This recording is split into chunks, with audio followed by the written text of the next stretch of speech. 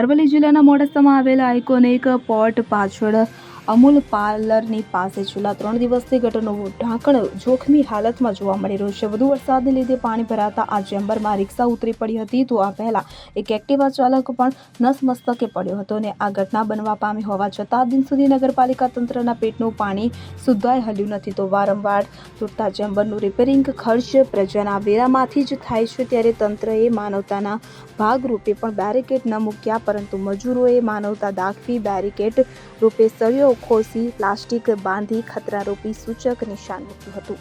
અમિત ઉપાધ્યાય, અરવલ્લી. હવે જુઓ દેશ દુનિયાની તમામ ખબરો તમારી આંગળીના ટેરવે. ઉઠાવો મોબાઈલ અને ગૂગલ પ્લે સ્ટોર પરથી ડાઉનલોડ કરો અમારી CN24 ન્યૂઝ મોબાઈલ એપ.